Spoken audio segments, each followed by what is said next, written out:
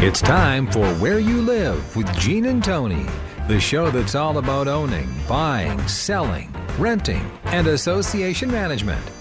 If it involves a home, we'll talk about it. Here's your chance to get your homeowner questions answered. From the Concierge Landscape Studios, here's Gene and Tony.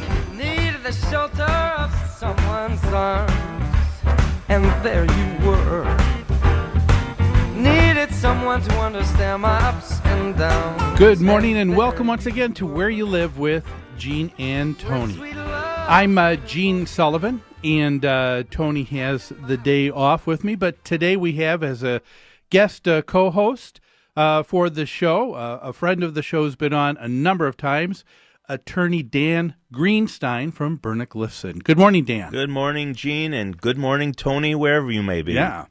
We've got a lot of great stories that we're going to be covering today. We're going to begin with a dispute. That always seems to be the case, doesn't it, with homeowners in an association. I find that hard to believe that any people in a homeowner association could have a dispute with their neighbors. Yes, but it is true, and we're going to deal with some of the angry words that have been posted on numerous small billboards or postings in front of the person's lawn. We're going to also deal with the story a little bit later on. Out of Florida, there is a state senator who feels that another law is needed that, in effect, could really stop associations from being able to pay their bills. We're going to talk about that. Very interesting, yeah. Very.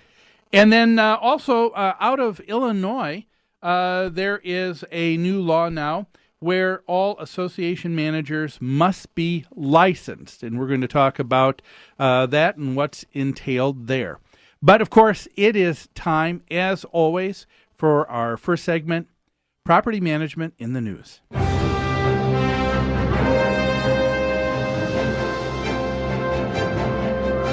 And today, Property Management in the News is brought to you by Pest Control Services.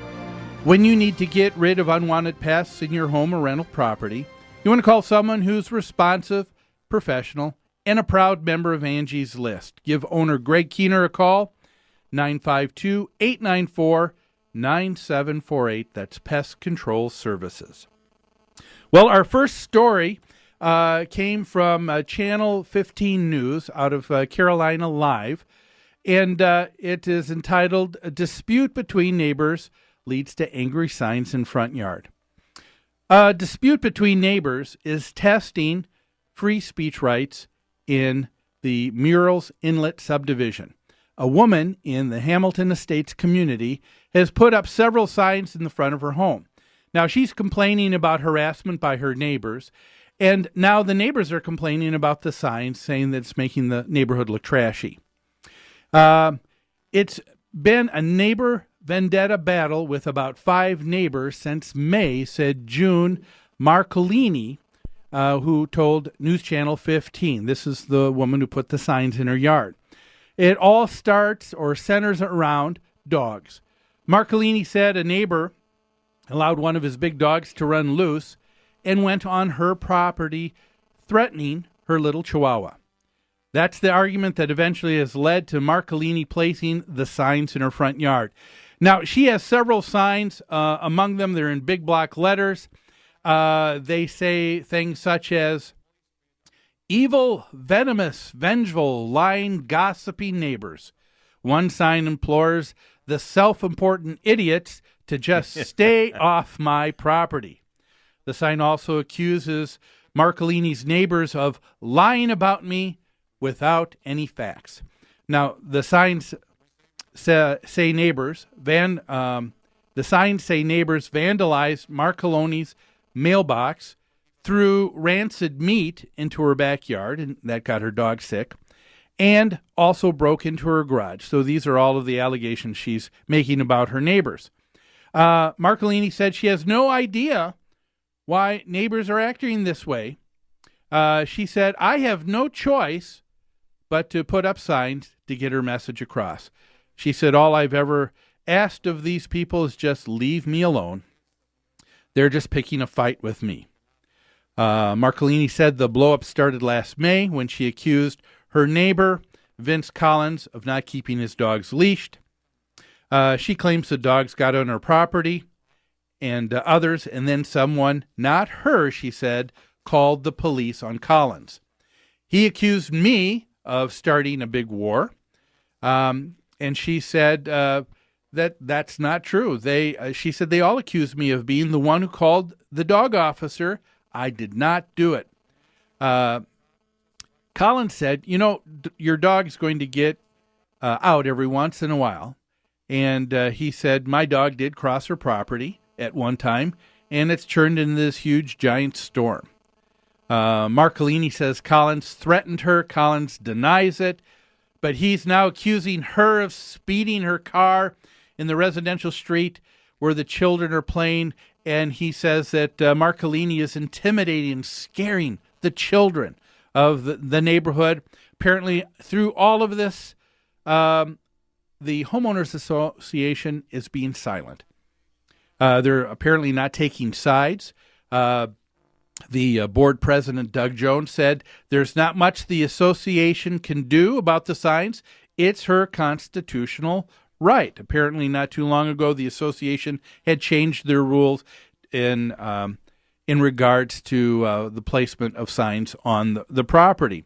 So she was within her right to do that. Marcolini says she's going to remove the signs in about a month after she's made her point. My, oh my, where do you even start talking about that? I know. It's something else, isn't it, Dan? Yeah. Let's begin maybe with this. This whole story begins by saying that this dispute is a test of free speech rights. Do you think this is really a matter of free speech? Not in the least. I think, as most people that live in an association understand, when you join the association, when you buy property in the association, you're giving up certain rights by taking title to that property. Some of those rights are probably the rights to put up signs if your governing documents or rules prohibit it. Yeah. That's number one. You're giving up the right to cause a nuisance that affects or annoys your neighbors. You're giving up the rights to let your dog run wild or be out and barking at certain hours. So there is no freedom of speech rights that rings a bell when I hear this story. It's unhappy people. I feel bad for the woman. She sounds like a great sign maker. Yes, she but, does. she said she doesn't know why they won't leave her alone. But then she goes on to explain that it has to do with someone calling the police about the dogs. Yeah. So she does know why. Boy, all you can do is shake your head. It's so true. I agree with you. This, to me, is not a matter of free speech and rights. However, it seems like anytime there's a dispute in a homeowners association, the member who is maligned or feels that they're in the minority feels it's all about rights. Absolutely. Free rights and, the concept of living in America comes up anytime somebody's told they can't do something or they can't say something. Yeah, I mean, it is, when people somehow feel that the freedom that they have means having no responsibility whatsoever. What was it? The years and years ago, the famous speech by Oliver Wendell Holmes, he was talking about the freedom of speech, but he said that doesn't give someone the right to yell fire in a theater. Right? Exactly. And so the same thing here. This is someone who joined an association, but that's really not even an issue here. The association's okay with the signs. Well, I take issue with the association president's comment and kind of trying to stay neutral because to a large extent, this dispute between neighbors has spilled out into the neighborhood, and it's starting to affect the other neighbors, whether it's the dogs and the manner in which they're having the dogs outside, whether it's the signs. I know that if I lived across the street, I would think the signs were pretty funny for a while, but then I would be tired of them, and I would want them to go.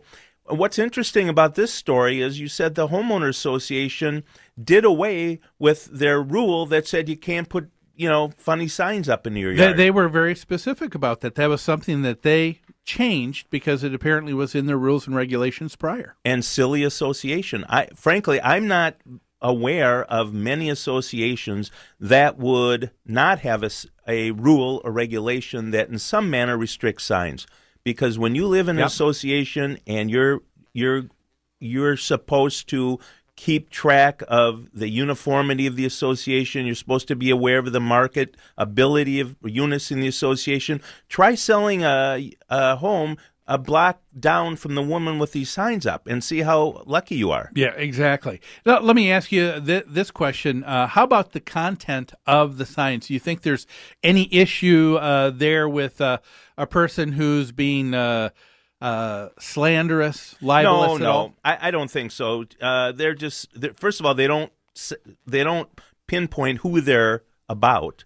And second of all, they're not generally, those types of statements are not libelous. Yeah, and it doesn't even, I think the story went on to say that there was nobody that was even identified in any of the signs too, so it was kind of innocuous, I guess. I guess so. Wouldn't you like to see a sign that had all that on it? Lying about me without any facts? You'd have to really get up close to read that. Say, we've got to take a quick break right now, but Dan, when we come back, I'd like us to explore a little bit more about what Marcolini said when she said, I had no choice. I had to put up the signs. There was nothing else I could do.